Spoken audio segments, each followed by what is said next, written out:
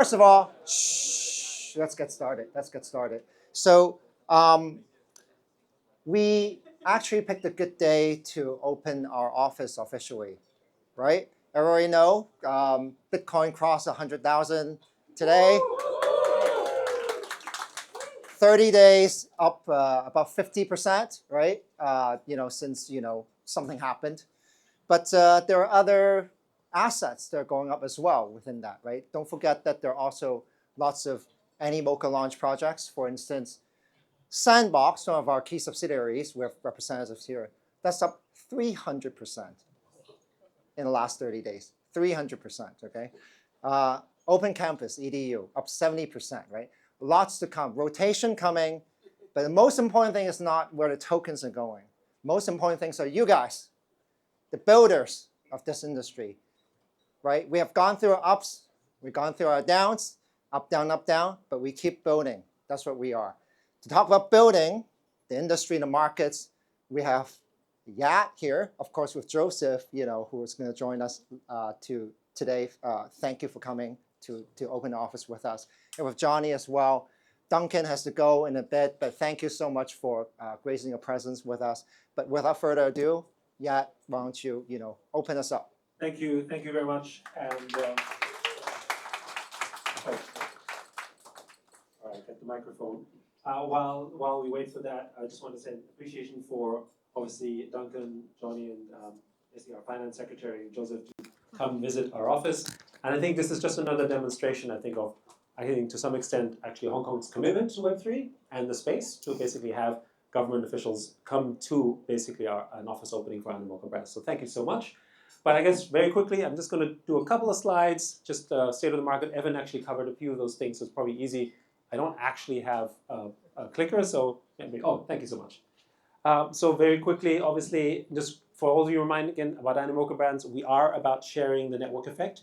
That's our ethos around digital property rights. And one of the reasons why I wanted to highlight this slide is just because of the macro of the space. As Evan just recently described, basically, wrong way. Bitcoin over 3,000. Who knows what it's going to be at the end of the year? So that's great news. But of course, the rest of the ecosystem as well, not just Sand Token, but everything within the Animoca ecosystem has basically just been up over the last 30 days. So cheers to that. But why does it matter? And even look at NFTs. In the last 7 days, NFT sales are now up 30% from where they were in the last 7 days from months before. So the entire industry is rebounding. And I just wanted to spend a couple of minutes on this one, because again, it goes back to our ethos, our belief as the way that we built the business, and when we talk about the shared network effect. And that goes around the ability to own a piece of those networks, which you know through the token that you all know so well, basically owning a piece of these network effects. And what's so fascinating about it is that in Web3, the network effects are permissionless. Just to remind everyone again, what that means is that when one part of the ecosystem grows, because of the permissionless, open, and free market structure of Web3, the entire ecosystem benefits.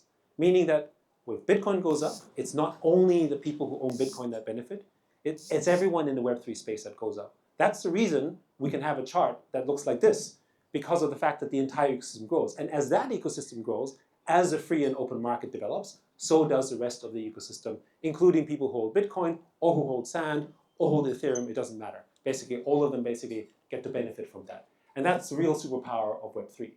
And of course, that is all about building powerful, trusting networks. So we're building about these network effects. All of you here are basically building an environment where we can trust each other to build networks. And that's what blockchain is so great at, because I don't necessarily need to know who you are, but I can trust you based on your history, your reputation, your legacy, just because all of that is built on chain. And that's actually, when you think about it, what in many ways Hong Kong was built on when we talk about sort of a free, fair, and open market that is built on the foundation of actual capitalism. And that's actually what Web3 represents, but just at a much more global scale. So the philosophy that underpins what we do is we want to give people ownership of these network effects, as I've described. And it is a way in which other people can share in that value. And obviously, the big vision is that with digital property rights, we will move to an area where companies won't be the biggest thing in the future. It'll be community-owned networks.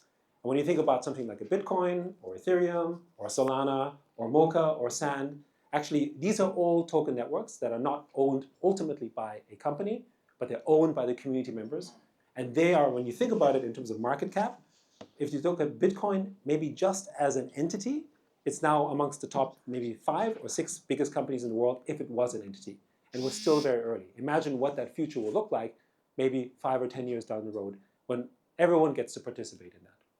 And so in order for us to execute on that, we have today over 540 companies that we've invested in this space. So cheers to that, everyone. Congratulations for all of you. It makes us one of the biggest investors in Web3. Many of them in Hong Kong, but also all around the world, which basically means that Hong Kong becomes one of the centers, really, of Web3, because we are one of the biggest investors in the space and, of course, helping drive that ecosystem. So quickly, just in closing, we believe in this idea that community-owned platforms are going to be the biggest thing in the world because of digital property rights.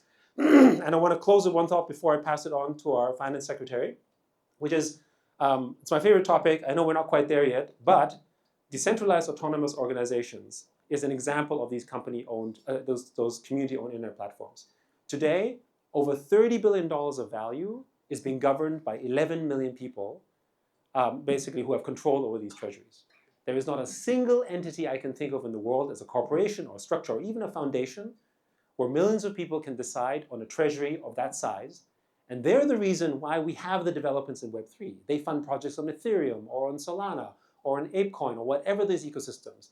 It is not just people who are designated to these roles. It's community members who are voted in a very democratic fashion, who are then basically actually building out these companies and in a very active way. They're voting on this on a weekly basis.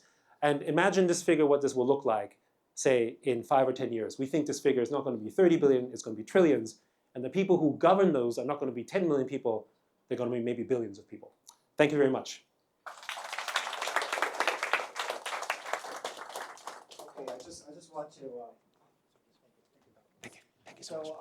So next is Joseph Chan, Undersecretary of FSTV.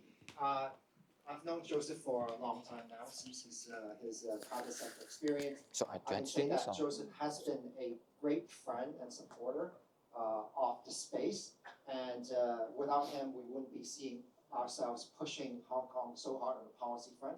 A lot of you may feel that some things are not moving quickly. That is because we're a domicile, we're very thoughtful about everything that we do.